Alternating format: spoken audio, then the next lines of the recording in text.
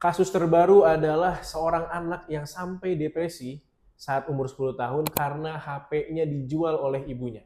Tapi sebelum itu, Mas Syafiq mau ngobrol-ngobrol dulu dengan Kepala Sekolah SMP Islam El Rosyad, Pesanggerahan Kota Jakarta Selatan. Assalamualaikum, Ustaz. Waalaikumsalam Masya warahmatullahi Allah, sehat, Ustaz, ya? wabarakatuh. Alhamdulillah Masya sehat, Allah. alhamdulillah. Ustaz, Gimana? Anda mau ngobrol-ngobrol nih, Ustaz, Boleh, boleh. tentang konsep pendidikan yang ada di SMP Islam El Rosyad ini. Seperti apa tuh, Ustaz? Pengen tahu nih, Ustaz. Insyaallah. Kalau untuk SMP Islam Al Rasyad sendiri, kita mengusung konsep sekolah sunnah modern. Sunnah modern. Iya, jadi Oke. kita memang pembelajaran kita menggunakan teknologi, artinya kita menggunakan yang kita sebut dengan smart class. Smart Kita di class. kelas ada smart TV, kemudian pembelajaran dengan tablet. Setiap kelas ada akses poinnya. Oke. Untuk pembelajaran kita menggunakan fasilitas teknologi yang sudah maju di zaman sekarang. Oke. Seperti itu.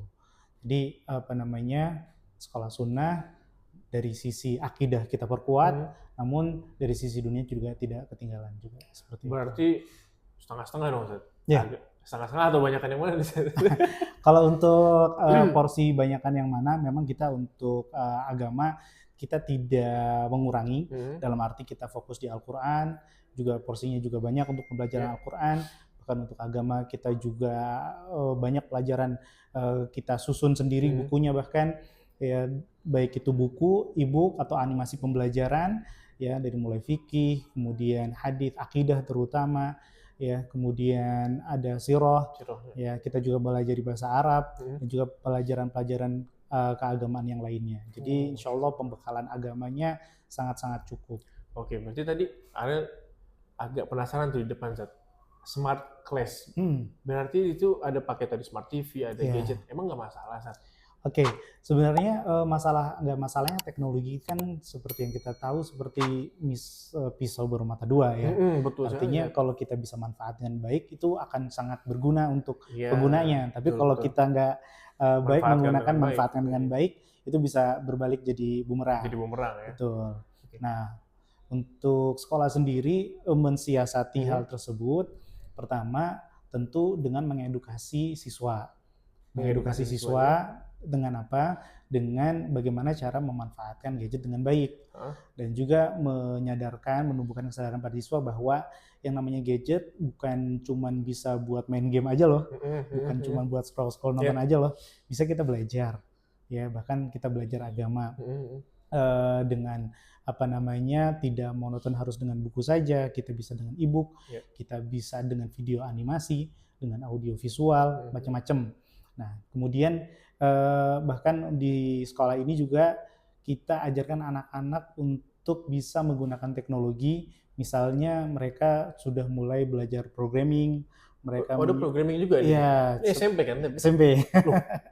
Mereka ada programmingnya. Coba bikin game sendiri. Artinya daripada anak-anak bikin game bikinan orang lain, kenapa nggak bikin sendiri? Tapi dalam artian game yang bermanfaat ya? Iya, tentu saja. Contohnya saat gamenya apa, Ustaz? Macam-macam, ada misalnya game tentang ada siswa kita bikin atlet matika. Atlet matika. Jadi olahraga otak gitu. Jadi matematika. Game matematika. Iya, gamenya matematika. Itu salah satu contohnya. Itu di mana kita bisa mencoba mengambil sisi baiknya dari kemajuan teknologi. Oke, kembali ke gadget, Seth. Akhir-akhir ini kita dengar berita tentang seorang anak umur 10 tahun depresi karena gadgetnya dijual, Seth, sama ibunya.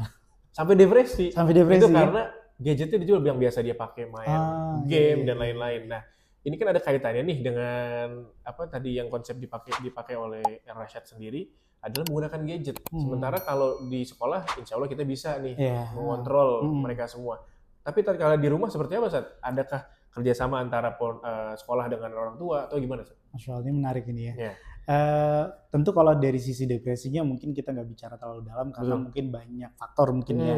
Tapi kita bicara tentang tadi barangkali ada indikasi kecanduan gadget sama si anak. Bisa jadi seperti itu. Nah, untuk kecanduan ini memang harus ditangani lebih dini, dalam arti kita jangan sampai udah kecanduan baru diatasi. Nah, tapi harus ada tadi, mungkin awalnya adalah ada kesepahaman antara orang tua, sekolah dengan anak. Nah, dengan seperti itu nanti kita ada kesepakatan. Oke. Artinya terkait dengan otoritas misalnya, ini gadget adalah fasilitas, ya artinya ini bisa kapanpun kalau memang sepanjang pemantauan ada penyalahgunaan atau penggunaan kurang baik, saat bisa ditarik. Seperti itu, ditarik sama baik pihak orang tua atau wakil orang tua di sekolah. Oh jadi ada kayak punishment gitu? Iya, itu bisa dilakukan, tapi tentu itu hanya bisa dilakukan ketika sudah ada kesepakatan di awal. Di awal masuk nih ya? Iya, di awal masuk, artinya sebelum pemberian gadget, itu sudah ada pembicaraan bahwa ini hanya fasilitas dipinjami kepada si anak, ya selama dia amanah maka akan tetap bisa menggunakannya. Nah, kedua, ya memang harus ada ketegasan dari pihak orang tua maupun sekolah terkait dengan aturan-aturan tersebut. Kayak misalnya kalau di aturan di sekolah, siswa itu masuk ke sekolah, mereka absensi dengan aplikasi e-learning sekolah, di aplikasi tersebut dengan geotagging, orang tua juga ikut memantau, kemudian dikumpulkan, diamankan tabletnya. Kapan dipakainya? Ketika hanya memang diperlukan ketika belajar. Ada pelajaran yang memang membutuhkan tablet tersebut. Berarti nggak semua pembelajaran butuh ya? Iya. Nah, karena kalau kita lepas begitu saja, kadang siswa suka curi-curi tuh.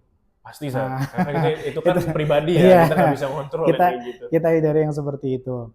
Nah, kemudian mungkin itu salah satu bentuk kerjasama kita dengan orang tua. Kita ada sosialisasi bahwa sebenarnya teknologi sekarang cukup canggih di mana kita bisa memantau gadget anak kita dari jauh.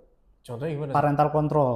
Oke. Ya, itu digunakan. Ya, fitur parental control kita sosialisasikan ke orang tua. Orang tua juga bisa mengontrol gadget mereka dari gadget anak mereka dari gadget orang tuanya, betul. Berarti nyambung ya. Betul.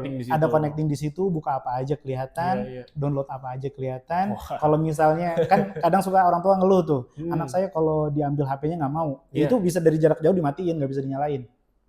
Oh, si gadgetnya si anak ini bisa dikontrol? Bisa dikontrol, benar-benar bisa dikontrol. Jadi itu yang salah satu fitur pengawasan ya, yang kita share dari sekolah ke orang tua. Dan intinya untuk upaya menjaga anak dari kecanduan gadget tadi ya, Sat ya? Betul. Masya Allah, menarik banget Sat. Biar nggak di-spill semua Sat, biar orang tua yang nonton ini langsung datang ke sini Sat.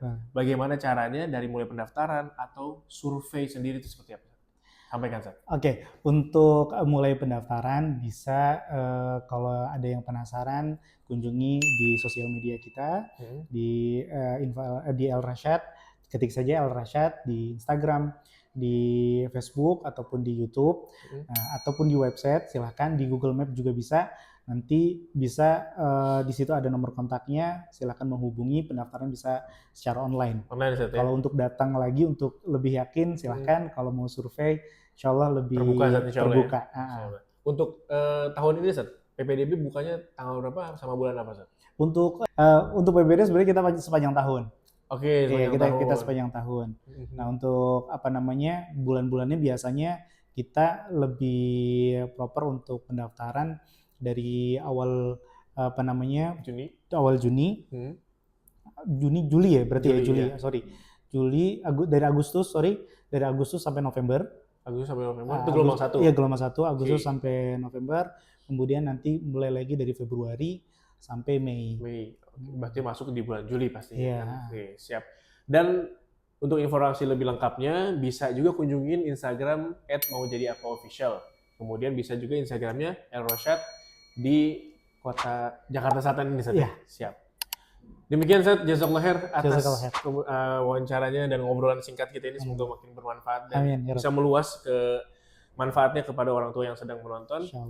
Semoga bermanfaat. Assalamualaikum warahmatullahi wabarakatuh. Waalaikumsalam warahmatullahi wabarakatuh. Mau jadi apa?